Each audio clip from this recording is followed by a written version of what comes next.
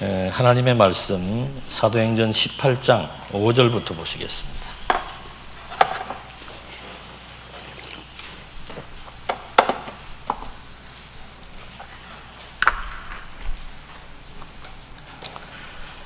사도행전 18장 5절. 실라와 디모데가 마게도냐로부터 내려오매 바울이 하나님의 말씀에 붙잡혀 유대인들에게 예수는 그리스도라 밝히 증언하니 그들이 대적하여 비방하거늘 바울이 옷을 털면서 이르되 너희 피가 너희의 머리로 돌아갈 것이요 나는 깨끗하니라. 이후에는 이방인에게로 가리라 하고 거기서 옮겨 하나님을 경외하는 디도 유스도라 하는 사람의 집에 들어가니 그 집은 회당 옆이라. 또 회당장 그리스보가 온 집과 더불어 주를 믿으며 수많은 고린도 사람도 듣고 믿어 세례를 받더라. 밤에 주께서 환상 가운데 바울에게 말씀하시되 두려워하지 말며 침묵하지 말고 말하라. 내가 너와 함께 있음에 어떤 사람도 너를 대적하여 해롭게 할 자가 없을 것이니 이는 이 성중에 내 백성이 많음이라 하시더라. 1년 6개월을 머물며 그들 가운데서 하나님의 말씀을 가르치니라. 지금 계속해서 우리들은 하나님의 말씀이 핍박과 환난 가운데서 전파되면서 이방 지역에 교회가 세워지는 내용들을 하나하나 확인하고 있습니다. 예수님이 살아계셨을 때는 예수님이 직접 하나님의 나라를 증거했고 하나님의 살아계심을 증거했는데 예수님이 승천하시고 난 이후로부터는 성령이 강림해서 그 성령의 감동 감화 내주 역사하심의 운동이 예루살렘, 유대, 사마리아 땅끝까지 즉 이방 지역까지 말씀을 전파하게 함으로써 이제 교회가 세워지고 있습니다. 그래서 지난 시간은 아테네 지역에서 복음을 전하는 내용으로 확인을 했고 이제 그 후에는 바울이 아테네를 떠나서 그 밑에 있는 고린도 지역에서 복음을 전합니다. 참고적으로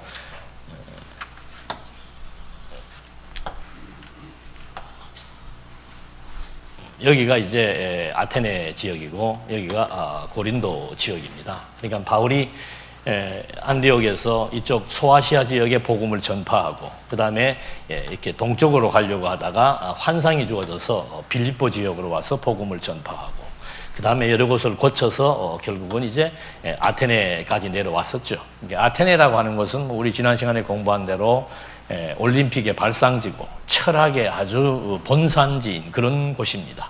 거기에서 바울이 사도행전 17장, 17장 지난 시간에 정말 천지의 주제이신 많은 사람들이 신의 존재를 알지 못하고 사람의 손으로 만들어 놓은 조각물을 섬기고 사람의 손으로 지어 놓은 신전에다가 그 조각물을 안치해 놓고 그것이 신인 줄 알고 섬기고 있는 아테네의 그런 종교적인 문화를 바로 이 바울의 복음이 침투해서 그들을 초토화시켜 버립니다.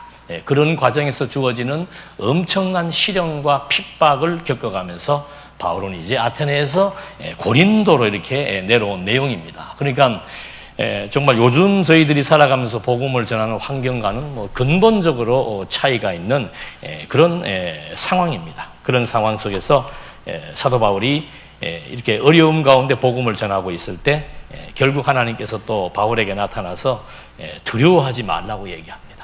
사람이기 때문에 생명의 위협을 받고 또 많은 사람들로부터 저주 소리를 듣고 그런 말을 들을 때 유쾌한 사람은 없을 거예요. 그런데 사도 바울도 물론 본인의 사명에 의해서 그런 어렵고 힘든 여건 속에서 복음을 전하고 있습니다만은 그래도 때로는 좌절할 수 있고 때로는 실망할 수 있고 이렇게 나 혼자 이렇게 어려움을 겪어야 되냐라고 하면서 탄식할 수 있지만 하나님께서 그에게 나타나서 다시 힘을 주는 거죠. 두려워하지 말라. 두려워하지 말라고 했을 때는 그냥 두려워하지 말라는 것이 아니고 하나님이 함께 하시니까 두려워하지 말라는 거죠. 그리고 두려워하지 말고 뭐 하지 말라. 우리는 침묵은 금이라고 얘기하고 있습니다만은 복음의 증인들은 침묵하면 안 됩니다.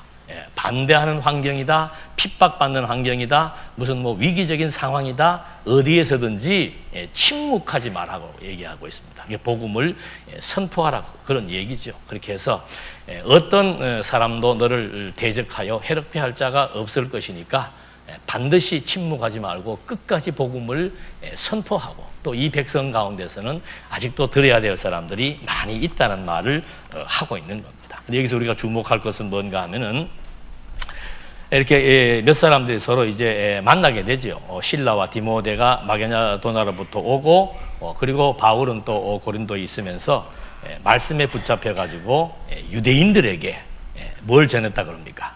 예수는 그리스도다. 5절 말씀입니다.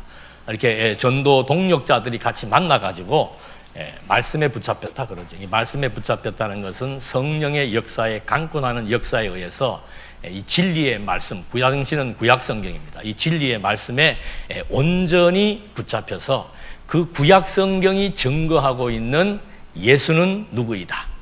그리스도다.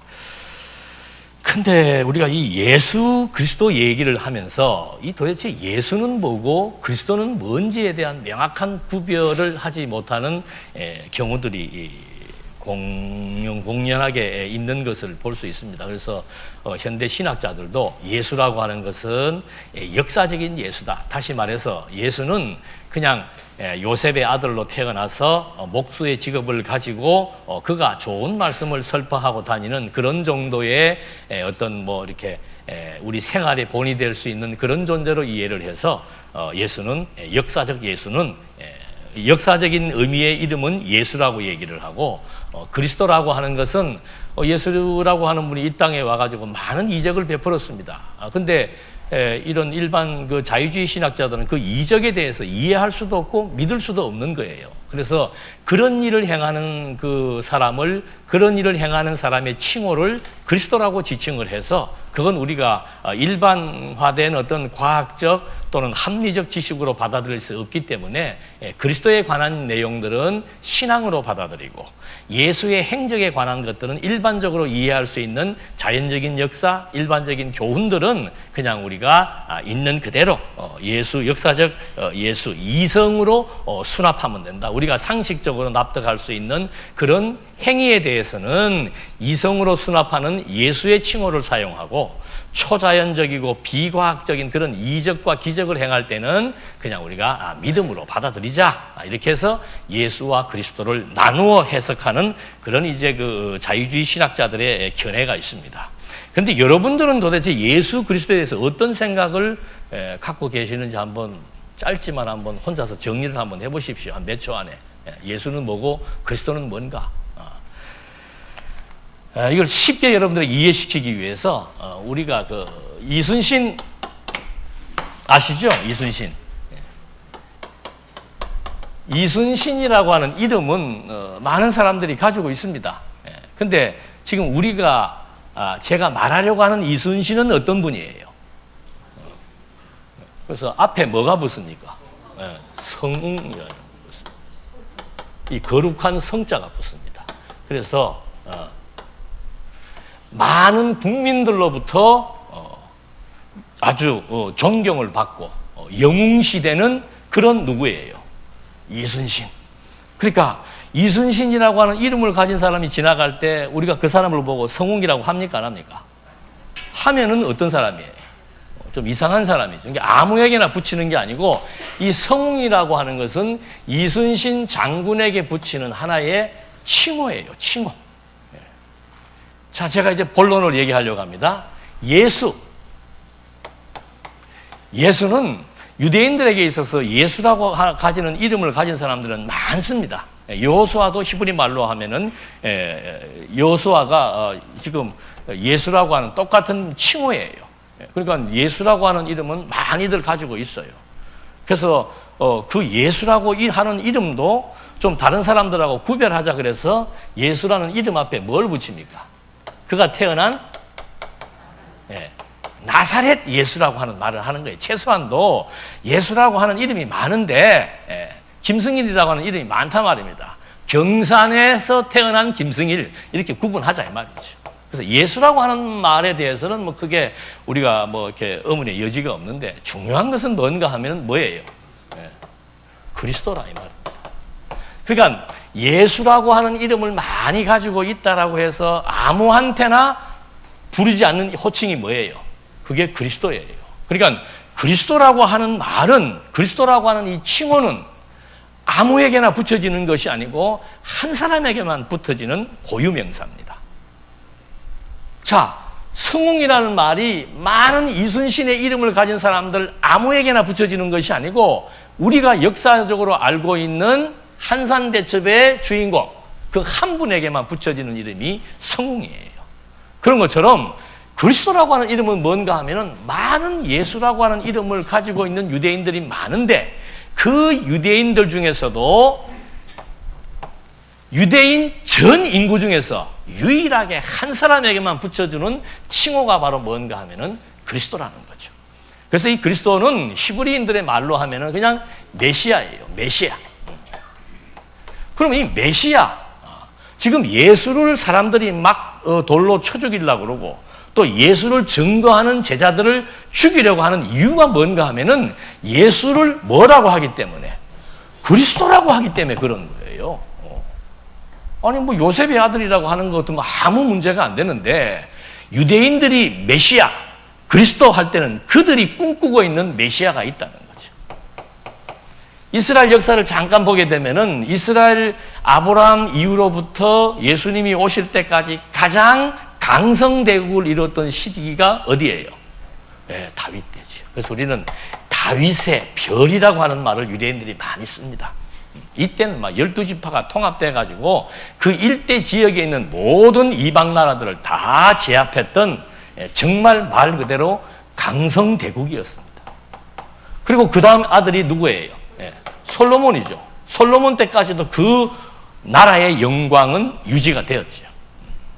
그랬는데 이게 한 100여 년 간 거예요. 이게 한 100여 년 갔다가 바로 솔로몬의 아들 때 와서 나라가 어떻게 됩니까? 분열이 됩니다. 그러다가 북쪽은 아예 아수르에 의해서 망해버립니다. 자, 그리고 이 망할 즈음에 북쪽에 선지자가 나타나고 남쪽이 609년도에 바벨론의 포로가 됩니다. 그때 이제 활동했던 선지자들이 기록한 내용이 선지서예요. 그 선지서의 핵심 내용은 뭔가 하면은 자, 북쪽은 망했고 남쪽은 포로 생활을 하는데 거기에서 회복된다는 얘기를 하면서 그것으로 끝내는 게 아니고 하나님께서 오늘 우리가 이처럼 엄청난 포로 생활 속에서 학대와 고통을 받고 있는데 하나님이 우리를 다윗의 별과 같은 누구를 메시아를 보내주겠다는 약속을 선지서에서 하고 있는 거예요. 그는 모든 나라의 정사를 어깨에 메고 정말 그의 권세는 피조세계의 모든 권력을 다 제압할 수 있는 진정한 왕, 만왕의 왕, 다윗과 비교할 수 없는 진정한 만왕의 왕이 오실 것이다. 그걸 선지서에서 막 그대로 예언을 하고 있는 거예요. 그러니까 유대인들은 그 예언을 믿습니까? 안 믿습니까? 믿는 거죠. 자, 609년도부터 시작해서 바벨론의 포로합니다. 그 다음에 파사의 포로가 됩니다. 그리고 헬라의 포로가 됩니다. 그리고 이 글이 기록될 당시에는 누구의 포로예요? 로마의 포로가 됩니다. 예수님을 기점으로 해서 봤을 때 400년 동안 유대인은 어떻게 살아가는 겁니까? 완전히 종으로 살아가는 거예요. 옛날에는 아브라함 이후로부터는 애굽이라고 하는 한 나라에 400년 종살이를 했어요. 근데 이거는 이제 말기에는 내 나라의 종살이를 하는 거죠. 우리는 노예 생활을 경험을 안 해봤고 일제, 압제도 경험을 못 해본 세대고 저는요. 그러니까 그것이 얼마나 힘들고 어려운지를 잘 몰라요. 그러나 근세사에서 우리가 느낄 수 있는 것은 뭔가 하면은 독재적인 정치에 탄압을 받는다. 민중이 독재 세력에 탄압을 받는다. 마음대로 말할 수 없고 마음대로 표현할 수 없고 마음대로 말하고 표현하다가 붙들려 감옥 가서 고문받고 매맞다가 죽는 그러한 가까운 친척이 없으면은 이것이 얼마나 고통스러운지를 모르는 겁니다. 그러니까 이 이스라엘이 망할 즈음부터 시작해서 이 400년까지 이때 선지자들이 나와가지고 핵심적으로 던지는 메시지는 뭔가 하면은 앞으로 하나님이 누구를 보내겠다? 메시아, 즉 그리스도를 보내겠다 이 말이죠. 그러면 이 민족이 어떻게 될 것이다? 다윗의 별처럼 우리 유대인들도 이제 만방에 우뚝 설 수 있는 그런 때가 올 것이다. 그래서 유대인들은 계속해서 메시아 오기를 지금 뭐 몇백 년을 고대하고 있는 거죠. 그리고 유대의 처자들은 소원이 뭐겠습니까? 처녀가 잉태하여 아들을 낳으리라. 내가 비록 시집은 못 갔어도 내가 누가 되기를? 메시아를 잉태하는 그런 복권이 당첨되기를 꿈꾸는 처녀들이 뭐 수두룩하겠죠. 그런 시대적인 상황이란 말입니다. 그런 상황에서 진짜 누가 온 거예요? 메시아가 온 거예요. 그러니까 예수님이 제자들에게 묻습니다. 여러 사람들이 지금 나에 대해서 이 예수는 다윗의 혈통으로 온 겁니다. 다윗의 혈통 따라서 오다 보니까는 바로 예수님의 아버지가 요셉이지요. 요셉이 유다 지파란 말입니다. 그러니까 이 예수를 지금 사람들이 누구라고 하느냐? 나사렛에서 출생한 요셉의 아들 나를 사람들은 뭐라고 하느냐라고 물었을 때 내 이름을 묻는 게 아니에요. 그들이 나를 어떻게 칭하는가? 그러니까 베드로가 있다가 어떤 사람들은 뭐 엘리야라고도 합니다. 선지자라고도 합니다. 메시아가 올 것을 예언해주고 있는 선지자라고 합니다. 그렇게 말하는 사람도 있고 여러 가지 견해를 가지고 있지만은 베드로가 고백한 것은 뭔가 하면은 주는 누구란 얘기예요? 그리스도시요. 그리고 또 한 가지 덧붙여지는 게 뭐예요? 살아계신 하나님의 누구다. 이게 유대인들을 광분하게 만드는 거예요. 그러니까 우리가 역사를 보더라도 이스라엘의 왕들을 보면은 사울도 보통 사람들보다 키가 훨씬 더 컸고 누가 보더라도 뭐예요? 왕감이라 그러잖아요. 근데 예수님은 뭐 키는 제가 잘 모르겠습니다만 이게 사진이나 그림 보면 그렇게 외형적으로 멋있어 보이진 않아요. 말라가지고 있고 뭐 눈에서 빛은 뭐 어떤지는 모르지만 외형적으로 봤을 때 누가 보더라도 그의 가문이나 목수의 아들이란 말입니다. 가문이나 그의 어떤 그 체형이나 외모적으로 풍기는 어떤 이미지가 그렇게 뭐 누가 보더라도 왕 같은 이미지는 아니라는 거죠. 다윗과 같은 다윗처럼 그렇게 엄청난 일을 해낼 그런 위인으로는 보이지 않는 거예요. 근데 사람들이 자꾸 이 예수를 따라다니는 무리들이 많아지기 시작하고 그 예수를 지금 설명하기를 그 예수를 칭하기를 자꾸 메시아, 그리스도라고 자꾸 얘기를 한다는 거죠.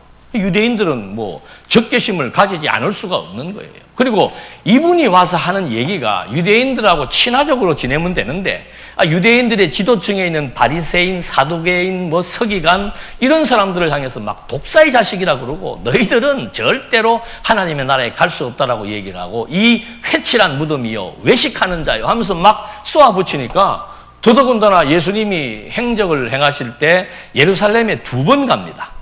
첫 번째 가서 하신 일이 뭔가 하면은 성전에서 장사하는 사람들 갖다가 막 다 내어 쫓고 성전의 모든 기명들을 막 뒤집어 엎어버립니다. 그래서 유대인들은 저 사람 한 번만 더 여기 나타나면 어떡하겠다? 죽여버리자 그거예요. 그런데 2번째 예수님이 갈 때가 언젠가 하면은 6월절이 가까워왔을 때 예루살렘을 방문합니다.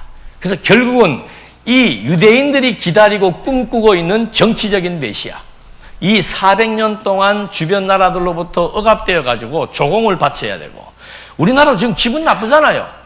미국이나 중국의 요 틈새에 있어 가지고 우리의 주권도 마음대로 내세우지 못하고 우리의 고난도 마음대로 말할 수가 없고 이거 완전히 사이에 껴가지고 힘의 논리에 의해서 굴종당하는 이런 우리나라의 위세, 이거는 굉장히 자존심 상하는 문제죠. 유대인들은 더합니다. 자기 나라는 선민이에요. 2000년 동안 정말 야훼가 함께해서 정말 우리 유대는 보통 민족과 다르고 보통 나라와 다르다라고 하는 그런 자존심을 가지고 있던 사람들에게 있어서 이렇게 엄청난 포로 생활과 더불어 이들이 기다리고 있는 메시아를 지금 꿈꾸면서 이거를 다 이 세상 나라의 권세를 초토화시키고 또 다른 세상 나라를 지금 세워나갈 것을 꿈꾸고 있는 유대인들을 향해서 제자들이나 예수님이나 세상 나라 정도가 아니고 이제는 하나님의 나라를 세우겠다라고 얘기를 하고 내가 누구다? 하나님의 아들이라고 얘기를 하니까 유대인들로서는 뭐 광분하고 격분할 수밖에 없는 거죠. 걸리면 죽이는 거예요, 지금. 이런 상황 속에서 바울도 다니면서 무엇을 증거하는 겁니까? 예수는 누구이다? 그리스도이다. 그래서 지금 이 신구약 성경의 주제가 뭐예요? 신약 성경의 주제가 뭐예요? 예수는 그리스도이다. 그러니까 예수는 그리스도라고 하는 이 그리스도의 의미가 신약 성경 전체를 포괄하는 중심 주제라 이 말입니다. 그뿐만이 아니고 이 그리스도라고 하는 분이 우리에게도 엄청나게 가치요 중요한 분으로서 성경은 우리들에게 증거하고 있고, 여러분 지금 누구를 믿습니까? 예수는 그리스도라고 하는 사실을 믿는 거예요. 그것이 여러분들에게 직접적으로 무슨 힘이 됩니까? 중요한 건 그거예요. 예. 여러분들 지금 예수를 무엇으로 믿고 계세요? 그리스도로 믿잖아요.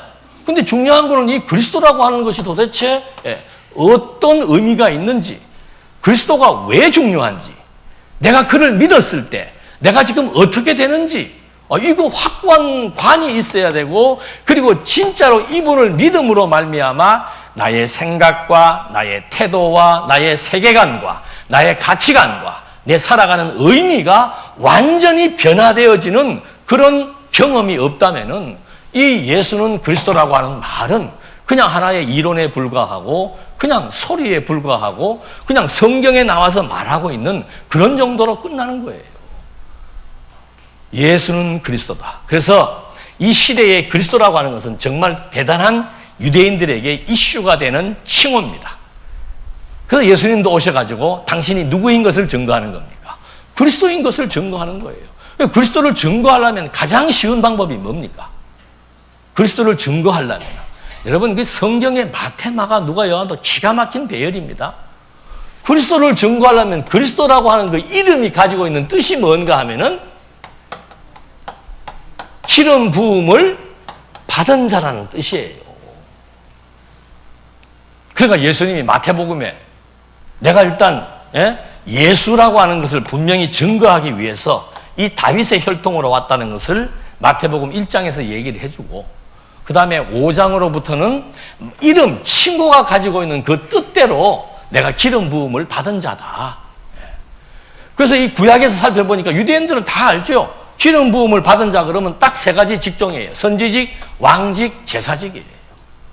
그러면 구약에서 기름을 부었던 선지자들은 어떤 일을 했는가 하면은 하나님의 말씀을 받아서 증거하고 그리고 율법을 가르치는 정도였어요. 근데 예수가 진짜 기름 부음 받은 자라는 사실을 증거하는 데 있어서는 하나님의 말씀을 그냥 증거하는 정도가 아니고 당신이 바로 뭐예요? 말씀이에요. 말씀.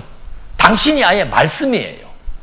그리고 율법을 가르치는 정도가 아니고 당신이 율법을 완전히 성취해버립니다. 유대인들에게 있어서 율법을 완전히 다 지킨 선지자는 한 사람도 없습니다. 율법이 무엇인지 가르칠 뿐이지 율법이 요구하는 모든 조항들을 지킬 수 있는 선지자는 한 사람도 없는 거예요. 근데 예수님은 오셔가지고 아예 당신이 오신 목적을 밝힐 때 내가 온 것은 율법과 선지를 이루기 위해서 왔다. 율법을 폐하기 위해서 온 게 아니고 내가 그것을 완전히 다 성취하겠다. 왜냐하면 내가 바로 구약에서 예언한 하나님이 보내시기로 한 하나님의 아들 그리스도라고 하는 사실을 증거하기 위해서 구약의 율법을 완전히 다 이루어 버리십니다. 뿐만 아니고 다윗이나 솔로몬은 이스라엘의 왕이지요. 왕이라고 하는 것은 나라 정도를 통치하는 겁니다. 자기 나라 정도 통치하고 더 힘이 있으면은 주변 나라까지 통치하는 정도의 왕인데, 예수님은 진짜 기름 부음을 받은 왕이라고 하는 것을 증거하기 위해서 세상 나라의 모든 것들을 다 통치하시는 분입니다. 다윗이 사단을 마음대로 조종할 수가 없습니다. 사울도 사단을 마음대로 부릴 수가 없어요. 그래서 하나님께서 사단을 사울에게 집어넣으니까 사울이 막 자살을 하고 그러잖아요. 근데 이 예수님이 진정한 왕이라고 하는 증거는 뭔가 하면은 아담 이후로부터 인류 가운데서 사단을 마음대로 지배하고 다스렸던 그런 왕은 한 사람도 없었다는 거죠. 당신은 사단의 유혹을 물리치기도 하고 사단을 막 명령을 해서 꼬꾸라지게도 만들고 물속에 빠져 죽게도 만들고 그런 역사를 하고 그것뿐입니까? 다윗이 바다를 명해서 잠잠하라고 그러니까 바다가 잠잠해집니까? 그런 왕은 없는 거예요. 당신이 정말로 기름 부음 받은 자는 사실을 증거하기 위해서 자연 만물을 마음대로 통치하고 인간의 생명까지도 죽음에서 살리는 그런 진정한 왕으로서의 기름 부음 받은 자라는 것을 증거해 주고 있는 겁니다. 그리고 마지막에 제사장의 직무죠. 구약의 제사장은 날마다 제사를 드려야 돼요. 그 제사의 효능이 하루밖에 안 간단 말입니다. 날마다 드려야 되지만 당신은 아예 당신의 생명을 제물로 드려서 이 한 번의 제사로 말미암아 당신 백성 창세전부터 그리스도 안에서 택하심을 받은 모든 백성들의 과거, 현재, 미래 시간을 초월한 영원한 속죄 사역을 이루어 주시는 그런 분이라고 하는 사실을 증거하기 위해서 신이 즉 하나님의 아들이 인간의 몸을 입고 인간의 몸을 입은 것이 예수예요. 인간의 몸을 입고 이 땅에 오셔가지고 기름 부음을 받은 자라고 하는 그 칭호가 증거하고 있는 선지직, 왕직, 제사직을 완벽하게 다 성취하심으로 말미암아 야, 이는 진짜로 그리스도시요 하나님의 아들이 분명하다. 그러니까 하나님의 아들을 증명할 수 있는 것, 이거는 뭐 선지직, 왕직, 제사장직은 또 다른 맥락입니다만은 진짜 중요한 것은 뭔가 하면은 하나님의 아들이다. 아무나 하나님의 아들이 어디가 있어요, 하나님의 아들이. 예? 이 지금 아브라함 때부터 지금 이때까지 하나님의 아들이 어디가 있었어요? 한 사람도 없었죠. 아무리 훌륭한 선지자든 아무리 훌륭한 왕이든 아무리 훌륭한 제사장이든 내가 하나님의 아들이라고 말한 사람은 한 사람도 없단 말입니다. 근데 이분이 오셔가지고 예? 그렇게 화려하지도 않고 그렇게 뛰어나지도 않고 평범한 분이 오셔가지고 내가 누구인 줄 아느냐? 하나님의 아들이다. 그래서 유대인들이 정말 거품 무는 거죠. 어디 감히 하나님을 모독하느냐? 우리는 하나님의 이름 야훼라고 하는 이름도 함부로 부르지 않고 제사를 드릴 때나 찬송을 부를 때도 이름조차도 빼고 지금 우리가 찬송을 부르고 있는데 네가 누구라고? 하나님의 아들이라고? 말이 안 되는 소리죠. 그러나 자기 백성들에게만큼은 내가 하나님의 아들 그리스도라는 사실을 입증해 줘야 될 거 아니에요. 그거를 입증해 주는 방법이 뭐예요?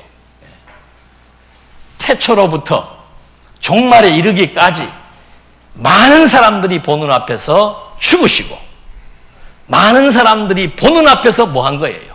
부활하신 거예요.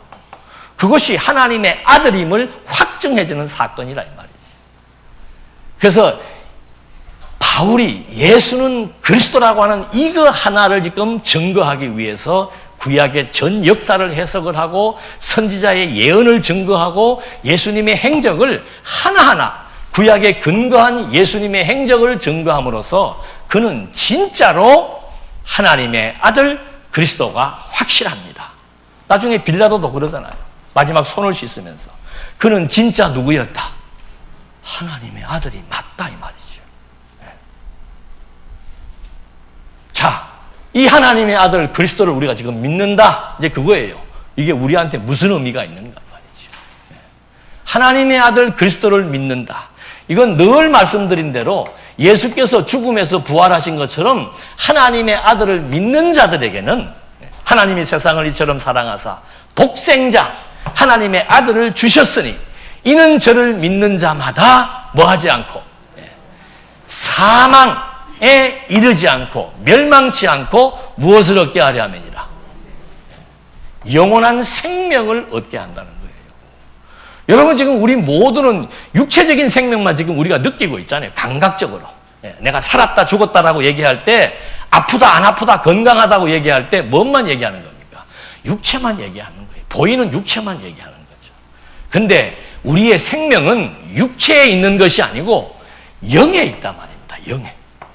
죽어버린 우리의 영혼이 하나님의 아들 그리스도를 믿는다는 것이 하나님의 아들 그리스도의 성도가 되었다는 것은 가장 인간에게 중요한 생명의 변화가 일어났다는 것을 의미하는 거예요. 죽은 영혼이 지금 살아났다는 거란 말입니다. 죽은 영혼이 살아났기 때문에 평범한 예수를 바라보면서도 그가 하나님의 아들 그리스도라는 사실을 믿게 되고, 지금 이미 2000년 전에 죽음에서 부활해갖고 성천에 계신 하나님의 아들이 보좌 우편에 존재한다는 사실도, 그걸 여러분 본 적이 있습니까? 만난 적이 있습니까? 뭐 누구로부터 직접 말을 들은 적이 있습니까? 유일한 성경밖에 없어요. 근데 우리는 성경을 상고하면서 하나님의 아들 그리스도가 지금도 우주와 만물과 피조세계 전체를 지배하고 통치하신다는 것을 믿어진단 말입니다. 그게 왜 그런가? 그분의 생명을 받았고 그분의 생명의 기운에 의해서 살며 기동하며 존재하고 있기 때문에 그분이 지금도 살아계신다는 사실을 그분의 생명의 기운으로 말미암아 오늘 우리들에게 믿어지게 한다는 거예요. 그뿐이 아니에요. 우리가 그분을 의지한다라고 하는 거. 예? 여러분, 세상이 얼마나 삭막하고 각박하고 내일을 알 수 없고 하루하루 순간순간에 어떤 위기가 닥칠 줄 모르는, 그리고 많은 경제적인 어려움, 육신적인 고통들을 우리가 겪고 살잖아요. 직장은 전쟁터예요. 사업장도 전쟁터입니다. 우리가 어디 하나 마음 내놓고 정말 마음의 위로를 받고 마음의 안정감을 찾고 평안을 유지할 수 있는 것이 이 세상 천지에 없단 말이에요. 그래서 하나님의 아들 그리스도가 당신의 생명을 우리에게 공급해 주시고, 수고하고 무거운 짐진 자들은 다 내게로 오라. 내가 너희를 뭐하게 해주겠다? 쉬게 해주겠다 이 말이죠. 하나님의 아들이 하나님의 나라를 세우고 그 하나님의 나라의 백성들을 하나님께서 아들이 다 살려내시고 그들에게 생명만 주는 것으로 끝내는 게 아니고 세상 끝날까지 함께 하시면서, 지금 바울을 위로하는 것도 똑같은 거예요. 바울이 예수는 그리스도라고 하는 것을 증거함으로 말미암아 엄청난 고통과 핍박을 받고 살아가고 있으니까 하나님께서, 즉 그리스도, 하나님의 아들 그리스도가 사도 바울에게 나타나서 걱정하지 마라. 어떤 대적자도 두려워하지 마라. 왜? 수고하고 무거운 짐진 자들, 내 생명을 나누어 가진 내 백성들의 삶은 내가 책임지고 보호하고 책임지고 인도하고 끝까지 함께할 것에 대한 확신을 주심으로 말미암아 마음의 안식과 평안을 얻게 하신다 이 말이에요. 성경을 공부하는 것은 다른 의미 없습니다. 이 아침에도 말씀을 다시 한 번 더 확인하는 이유는 다른 의미 없어요. 이미 우리는 그리스도의 생명으로 말미암아 하나님의 자녀가 된 자들이에요. 하나님의 자녀라고 하는 것에 대한 가치가 무엇인지를 확인해야 되는 거죠. 하나님의 자녀가 도대체 무엇인지를 확인해야 됩니다. 하나님의 자녀가 이 땅 위에서 누릴 수 있는 안식이 무엇인지를 확인하는 자리가 오늘 이 아침의 예배의 자리예요. 네. 수학 문제 푸는 자리가 아니죠. 이미 아시는 분들, 아니면 아직 모르시는 분들이 다 똑같이 왜 예수가 그리스도인지, 그리고 왜 예수가 그리스도인지를 아는 것이 중요한 가치인지, 그분을 알므로 말미암아 내게 어떠한 유익이 있는지, 그 세 가지가 실제로 우리에게 와닿고 이해되고 소화되고 믿어질 때, 정말 이 세상 힘들고 어려운 이 세상, 때로는 손해보고 때로는 속고 사기당하고 무시당하고 멸시당하고 엄청난 불이익을 당하고 많은 사람들로부터 억울한 누명을 쓰기도 하고 별의별 일들이 많은 것이 인생사예요. 우리를 이 땅에 놓아두신 것은 뭔가? 하나님의 아들 그리스도만이 내 삶의 유일한 가치라고 합니다. 이 땅에 살면서 내가 정말 의지해야 될 대상은 이분 한 분밖에 없다는 사실.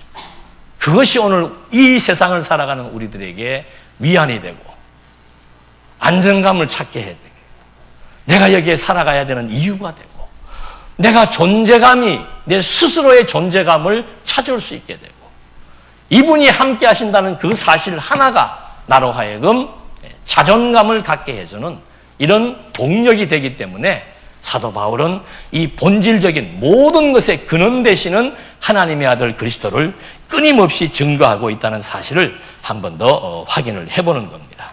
그러면서 12절로부터의 말씀은 이제 이렇게 바울이 다니면서 다른 것 없습니다. 예수는 그리스도라는 것을 증거했는데 갈리오가 아가야 총독되었을 때, 아가야 지역은 이쪽 지역입니다. 이쪽 지역에 총독으로 있는 그 갈리오에게 유대인이 일제히 일어나 바울을 대적하여 법정으로 데리고 가는 겁니다.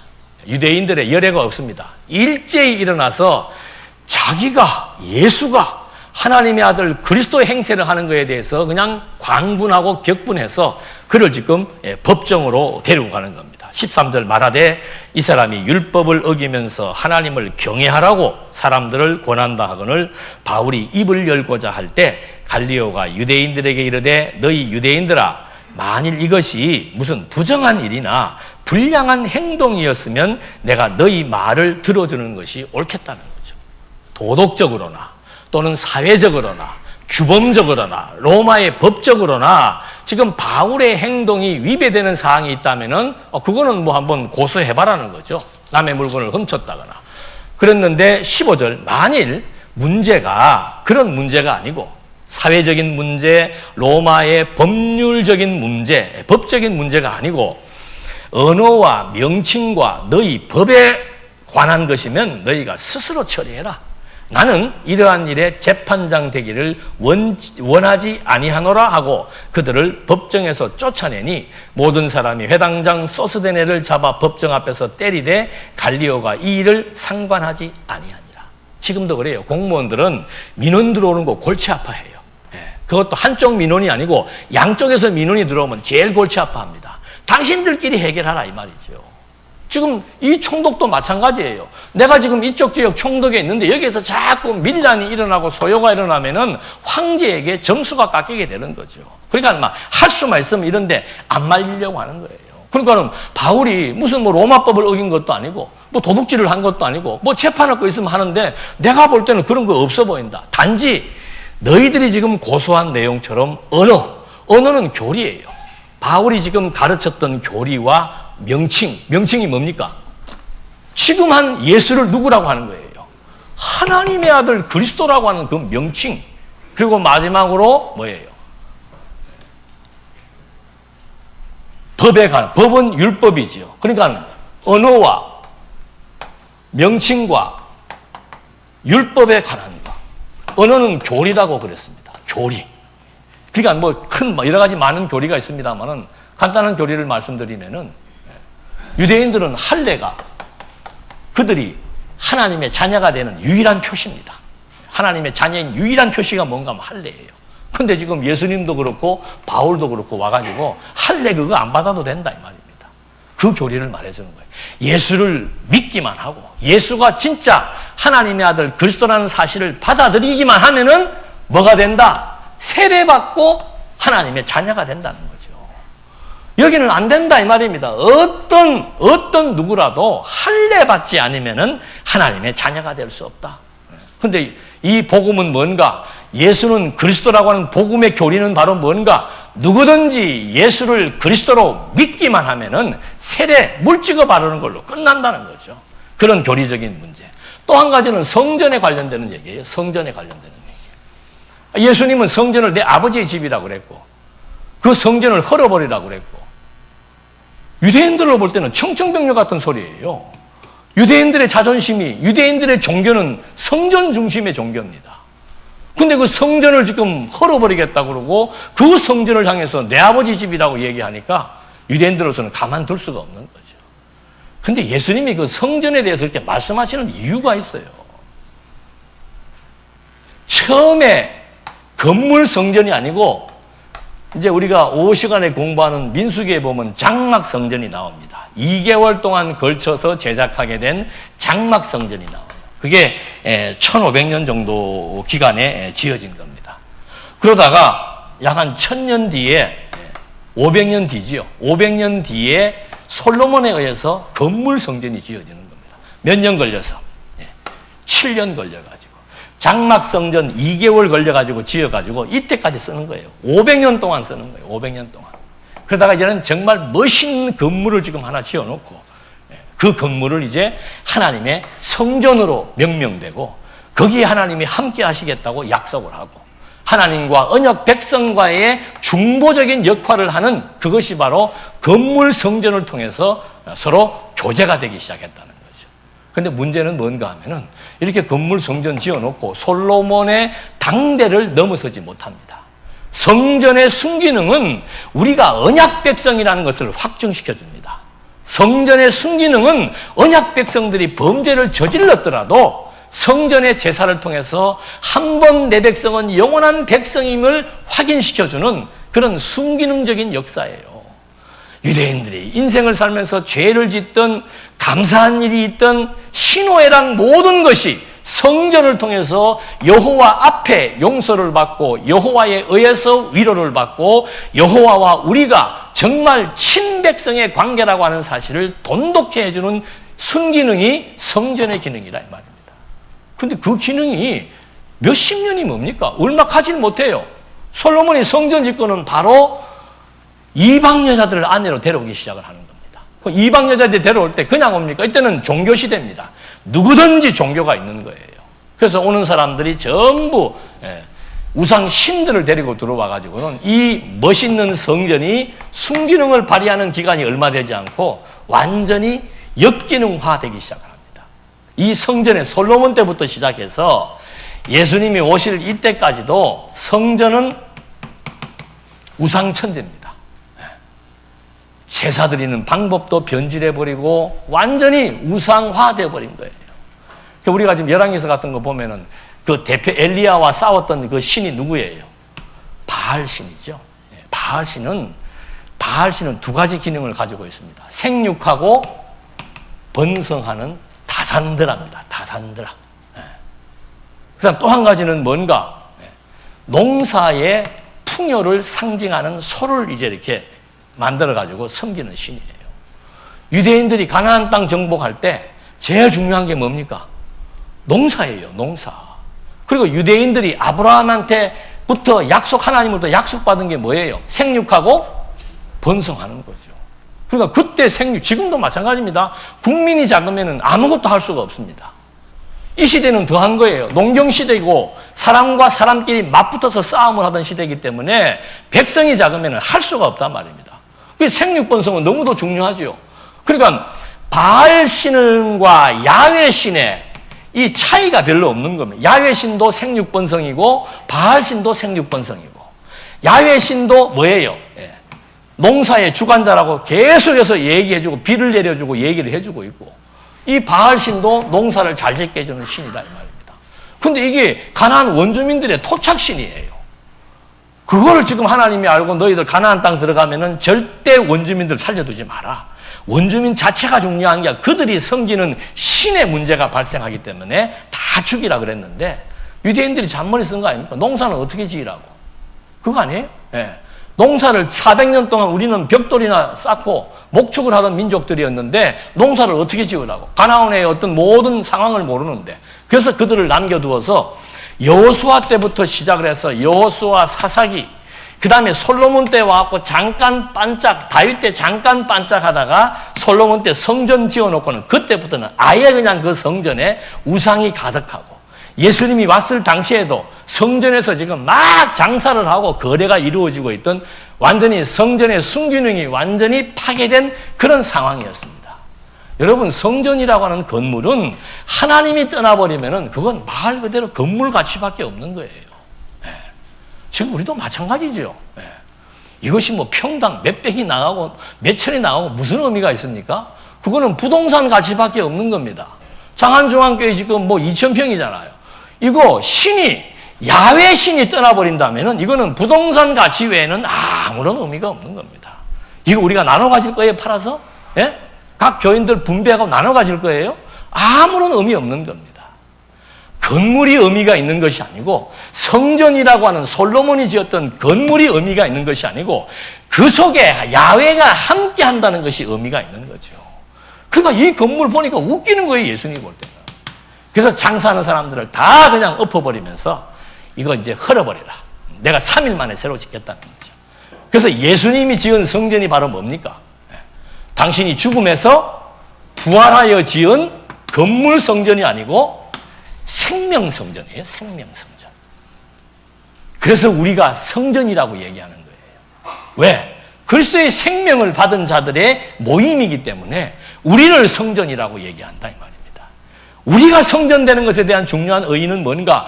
우리의 정신 속에 야훼가 우리를 지배하고 있다라고 하는 것. 하나님이 살아계신다는 사실을 우리가 깨달아 믿고 확신하고 그분만을 의지하며 산다는 것이 우리가 성전된 자들의 정신세계이며 그런 삶의 양식이라 이 말이죠. 그래서 지금 이런 교리 문제가 유대인들에게 지금 그대로 문제가 되어 왔던 겁니다. 그 다음에는 명칭. 예수는 너무도 분명하죠.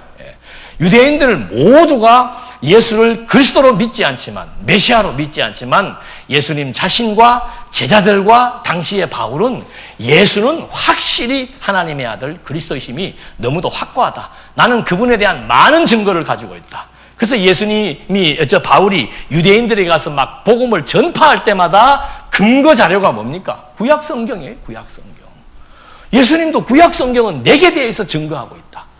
내가 바로 하나님의 아들 그리스도이심을 증거하고 있다. 그러니까 바울도 그대로 예수의 명칭이 그리스도라는 사실을 입증하기 위해서는 유대인들에게 가서는 철저하게 구약의 역사를 통해서 선지자의 예언을 통해서 왜 예수가 그리스도인지를 증명할 수밖에 없는 거죠. 그리고는 이제 율법에 대한 문제. 바리새인들은 율법을 자기들이 지켜가지고 자기들이 의인되는 줄로 알고 있단 말이에요. 예수님이 와서도 하시는 말씀은 율법을 지켜서 의인될 수 있는 사람은 한 사람도 없다는 것을 확인시켜 줍니다. 그래서 당신이 직접 율법을 완성하시고 율법을 완벽하게 성취하심으로써 내가 바로 율법이라고 하는 사실을 증명하시며 하나님의 아들 그리스도이심을 확인시켜 준 거죠. 바울도 똑같은 얘기를 하는 거예요. 율법을 지켜서 의가 될 수 있는 사람은 한 사람도 없다. 그리스도를 믿음으로 말미암아 의가 되는 거지 율법은 죄가 되게 하는 것임을 확인시켜 주는 겁니다. 이런 언어와 명칭과 율법에 대한 문제가 대두가 되어서 결국은 이들이 바울을 고소했지만 그 고소에 대해서 갈리오 총독이 거절해버리는 그런 내용들에 의해서 바울의 2차 전도 여행이 이제 끝나게 되는 거죠. 바울의 전도 여행은 여기로부터 가서 요 마게도냐 지역, 그 다음에 요 아테네와 고린도 지역에서 복음을 전파하면서 주제는 한 가지입니다. 예수는 그리스도라고 하는 사실을 확인시켜 준 거죠. 그러면서 이제 18장 18절로부터는 바울은 더 여러 날 머물다가 형제들과 작별하고 배 타고 수리아로 떠나갈새 브리스길라와 아글라도 함께 하더라. 바울이 일찍이 서원이 있으므로 갱그레아에서 머리를 깎았더라. 이 당시나 지금이나 무슨 신경에 변화가 있으면 머리 깎죠. 요즘은 그런 거 있는지 모르겠습니다만 우리 때만 해도 머리 많이 깎았어요. 공부하겠다 그러면은 머리부터 깎아. 공부는 얼마 못 하는데. 근데 이제 바울은 여기 성경에는 안 나와 있으면 갱그레아가 여기예요. 여기에서 이제 삭발을 하고 이쪽 에베소 지역으로 가는 겁니다. 그래서 바울이 이 갱그레아에서 어떤 그 본인의 확실한 어떤 사명 확인을 위해서 머리를 깎고 19절 에베소에 와서 그들을 거기 머물게 하고 자기는 회당에 들어가서 유대인들과 변론하는 겁니다. 침묵하지 말라고 그랬기 때문에 어떤 상황에서 어디를 가든지 바울은 끊임없이 유대인들과 변론을 하고 철학자들과 변론을 하면서 왜 예수가 그리스도인지를 증명하고 있는 겁니다. 20절 여러 사람이 더 오래 있기를 청하되 허락지 아니하고 작별하여 이르되 만일 하나님의 뜻이면 너희에게 돌아오리라 하고 배를 타고 에베소를 떠나 가이사랴에 상륙하여 올라가 교회의 안부를 물은 후에 안디옥으로 내려가서 얼마 있다 떠나 갈라디아와 부르기아 땅을 차례로 다니며 모든 제자를 뭐 하더라? 굳건하게 하더라. 그러니까 바울의 사명은 뭔가 하면은 끊임없이 전도하러 다니는 거예요. 어디를 가든지 침묵하지 않는 겁니다. 여기에 있다가 일로 갔다가 다시 이쪽으로 내려 가이사랴가 여기죠. 여기 왔다가 다시 안디옥으로 갔다가 다시 이쪽 지역을 순방하는 겁니다. 이유는 하나밖에 없는 거죠. 내가 증거했던 예수가 왜 그리스도인지에 대한 것을 구약 성경을 통해서 계속해서 확인시켜 나가는 작업. 우리가 성경 공부하는 것은 성경 자체의 이론을 지금 습득하는 게 아니에요. 성경의 내용을 확인하면서 확인된 성경의 내용을 통해서 예수가 그리스도라는 사실을 확증하게 되고 그것이 확증되니까 그리스도를 보내시겠다고 약속하신 하나님이 온 우주와 만물의 주제가 되어서 우리에게 친히 생명과 호흡을 주시며 모든 만물을 지배하고 통치하신다는 사실을 깨달음으로 말미암아 그분을 의지하고 그분으로 말미암아 안식과 위안을 얻고 그분을 경외하며 살아가는 이런 아름다운 삶의 결과가 모든 것에 대한 과정들을 통해서 확인이 되게 되는 겁니다. 그래서 바울을 붙들고 에베소 교인들이 뭐 바울하고 같이 있기를 얼마나 원하겠습니까? 붙들어도 안 있어요. 예. 바울은 붙들어도 뿌리치고 자기 할 일이 있는 거예요. 예. 복음을 전파한다라고 하는 것은 하나님께서 가게 하시면 어디든지 다 다니면서 복음을 전파하는 거죠. 그래서 다니면서 제자들을 굳건하게 하고 24절 알렉산드리아에서 난 아볼로라는 유대인이 에베소에 이르니 이 사람은 언변이 좋고 성경에 능통한지라. 그래서 나중에 고린도 교회에 아볼로파가 생기게 된 거죠. 그가 일찍이 주의 도를 배워 열심으로 예수에 관한 것을 자세히 말하며 가르치나 요한의 세례만 알 따름입니다. 그러니까 아볼로가 구약 성경에는 능통합니다. 그러니까 이 시대는 전부 구약 성경 가지고 성경을 강론했었어요. 근데 구약 성경 자체의 역사적 해석은 했지만 그 구약 성경이 하나님의 아들 그리스도를 증거하고 있다라고 하는 신학적 의미 부여가 조금 취약했다는 거예요. 지금으로 말하면 이 아볼로는 성경에 능통한 학자이지만 2%가 부족한 거죠. 그래서 28절 그가 회당에서 담대히 말하기 시작하거늘 브리스길라와 아굴라가 듣고 데려다가 하나님의 도를 더 정확하게 풀어 이르더라. 쉬워요. 그러니까 우리가 성경을 알 때는 기본적인 내용은 정확하게 알고 있어야 됩니다. 예. 정말 창세기부터 요한계시록까지 본문의 문법적인 내용도 정확히 알아야 되고 한자 한자 정확히 확인을 해야 됩니다. 그리고 앞뒤의 말이 맥락적으로 맞는지를 우리가 확인을 해야 돼요. 근데 그동안은 보면은 그냥 가르쳐 주면은 그냥 다 맞겠거니, 그러려니, 오류가 없을 거니, 미리 그냥 예단을 하고서는 여기서 선포되는 말이면은 다 진리로만 받아가지고 분별력이 상실돼 버린 거예요. 베레아 교인이 다른 게 뭡니까? 누가 와서 무슨 말을 하든 성경의 내용, 문법적인 내용부터 정확하게 확인을 하고 예수는 그리스도라고 하면은 뭐가 더 중요한데 방점을 찍어야 됩니까? 예수는입니까? 그리스도입니까? 그런 거예요, 쉽게 얘기하면. 근데 성경은 앞뒤 맥락을 보면 요 가운데 무슨 말을 하는지가 정확히 포착이 돼요. 누가 무엇을 가르치든지 간에 정말 성경을 놓고 우리의 기본 텍스트는 성경입니다. 다른 책이 아니에요. 성경을 놓고 정말 성경의 논리가 그런지 아닌지를 확인을 해 들어가면 되는 거예요. 그렇게 해서 계속해서 지금 이 아볼로에 대해서 브리스길라가 와가 브리스길라는 바울하고 벌써 몇 년 동안 같이 생활하면서 바울이 가지고 있는 신학적 의미를 분명히 알고 있죠. 구약 성경이 그리스도를 가리키고 있고 구약 성경이 그리스도를 통해서 성취할 내용이고 구약 성경은 하나님께서 그리스도를 깨닫게 하기 위해 준 것이라는 것을 알기 때문에 그리스도 중심으로 역사적 해석을 완벽하게 하고 있는 아볼로에게 왜 이 구약의 역사가 그리스도를 증거하고 있는지 그걸 지금 이제 여기서 가르쳐 준 겁니다.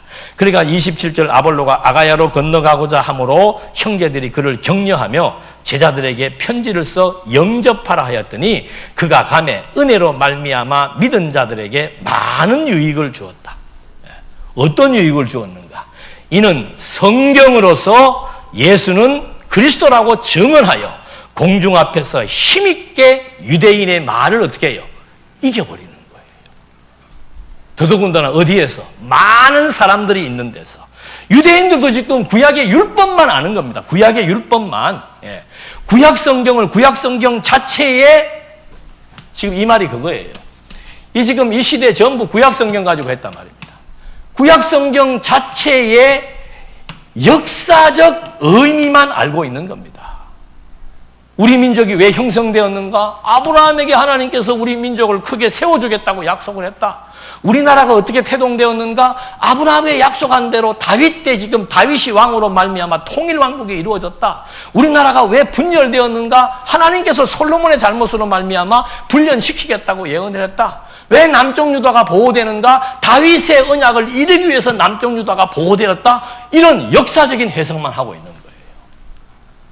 그래서 브리스길라가 아볼로에게 한 수를 가르쳐 준 겁니다. 다른 거 복잡한 얘기 없어요.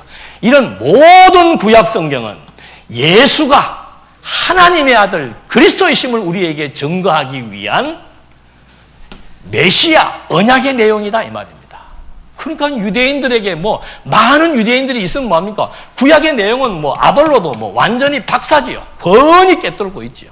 그 구약의 내용을 그대로 기술하면서 어째서 예수가 그리스도인지, 어째서 예수가 하나님의 아들인지, 왜 우리가 그를 믿어야 되는지 라고 하는 것을 기탄 없이 증거하게 되니까 결국은 많은 유대인들이 다른 걸로 승리하는 거 아니에요. 성경을 통해서 예수가 어째서 그리스도인지를 확인하게 되는 이것을 많은 사람들 앞에서 힘있게 증거하니까, 힘이라고 하는 것은 확신에서 나오는 거예요. 소리 지른다고 힘이 아니죠.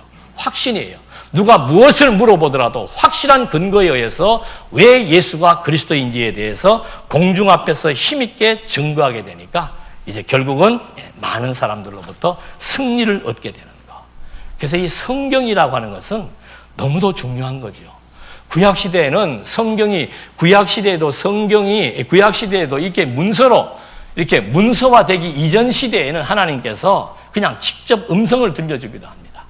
또 때로는 선지자를 통해서 예언을 하기도 합니다. 또 요셉에게는 꿈을 보여주기도 하고 어떤 사람들에게는 환상을 보여주기도 해요.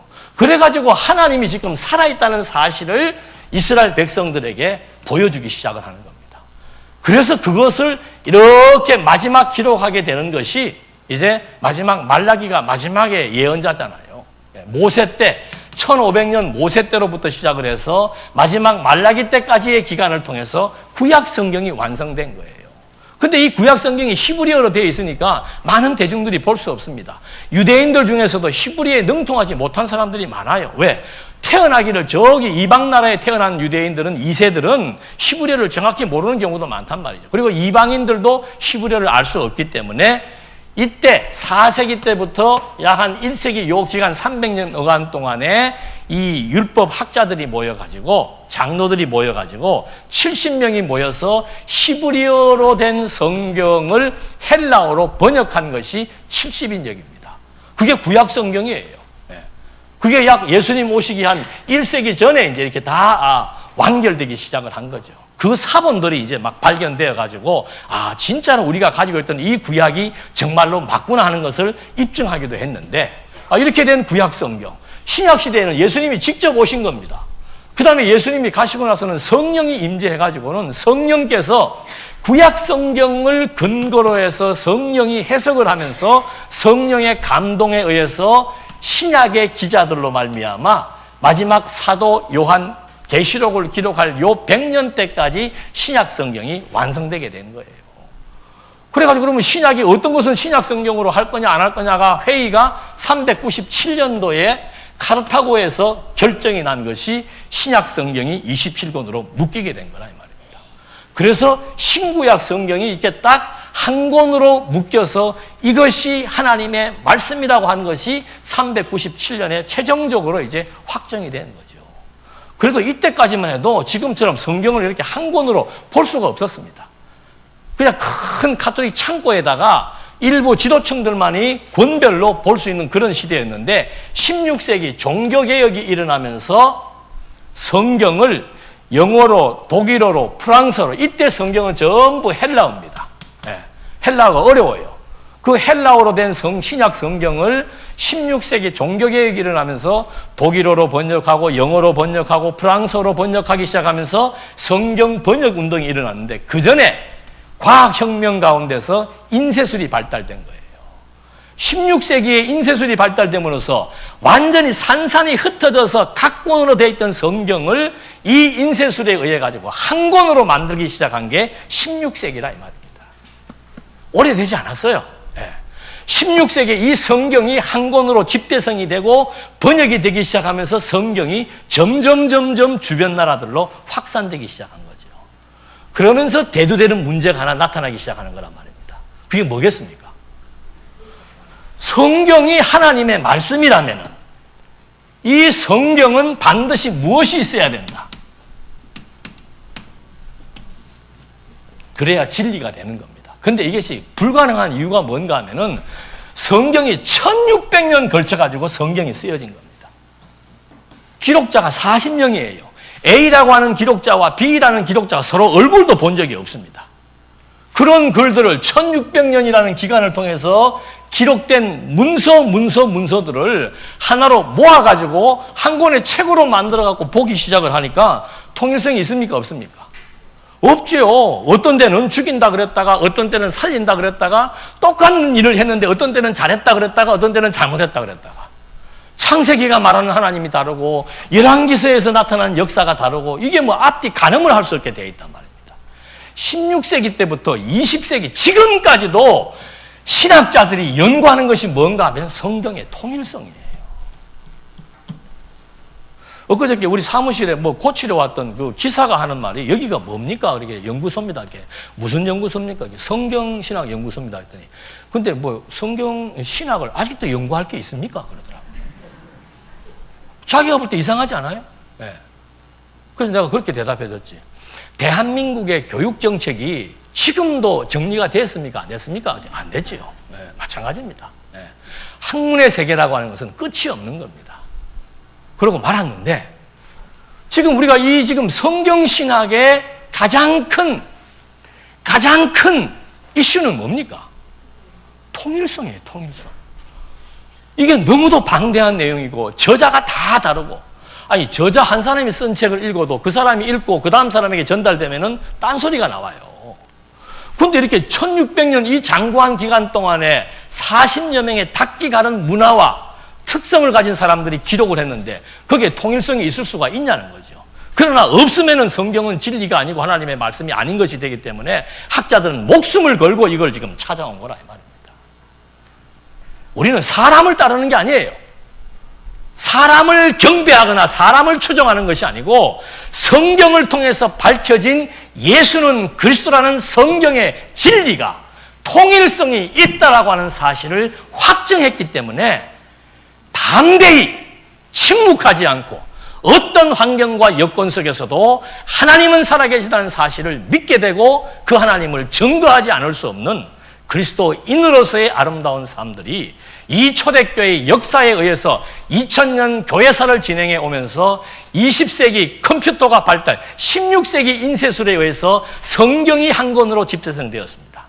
그 성경이 진리라고 하는 통일성을 우리들은 성경신학을 통해서 확보하고 그래서 이 성경 말씀이 정말 하나님의 말씀임을 확인하게 되었고 그로 말미암아 성경에서 증거되고 있는 예수가 하나님의 아들 그리스도의 심이 너무도 분명하고 그 아들을 보내시겠다고 언약하신 이스라엘의 역사로 언약하신 교회의 역사로 확정하신 하나님은 지금도 천지의 주제로 우리의 생명과 호흡을 모든 만물을 주관하시면서 지금도 살아 존재하신다는 것이 분명하기 때문에 우리의 성경이 너무도 우리에게 가치로운 것이고 이 성경을 통해서 하나님을 확정한 사람들의 정신세계가 달라지고 문화생활이 달라지고 의식이 달라지고 가치관이 달라지면서 하나님만이 나의 유일한 구주이며 하나님만이 나의 믿음의 대상이며 하나님만이 나에게 영원한 나라를 기업으로 주셨고 영원한 생명을 주신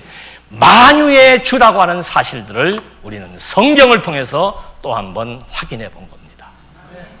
그래서 우리는 살아야 됩니다. 그래서 우리 교회가 존재해야 되는 이유가 이것 때문에 있는 겁니다. 성경만이 하나님의 말씀인 것을 우리는 성경의 통일성을 확인한 자들이죠. 그래서 우리는 남다른 살아야 되는 이유가 분명하고 목적이 분명하고 의미가 분명합니다. 하나님께서 우리에게 이것을 깨닫게 하신 이유는 바울에게 진리를 깨닫게 하신 이유하고 똑같은 겁니다.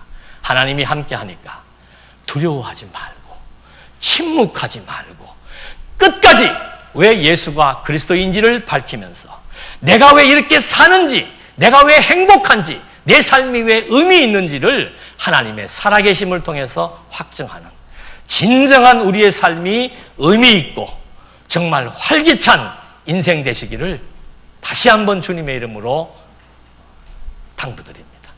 기도하시겠습니다.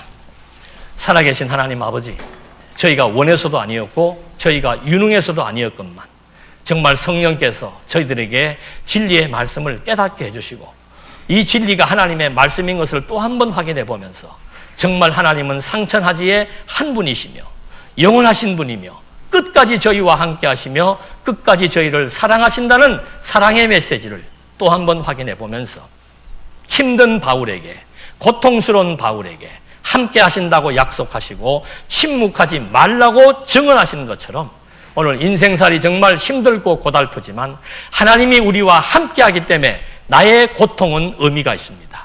하나님이 우리를 위로해 주시기 때문에 우리의 아픔은 의미가 있습니다. 어떤 환경과 여건 속에서도 하나님만을 의지하면서 여호와를 경외하며 찬송하는 이 삶이 우리 삶의 전부가 될 수 있도록 인도해 주시옵소서. 예수님의 이름으로 기도드립니다.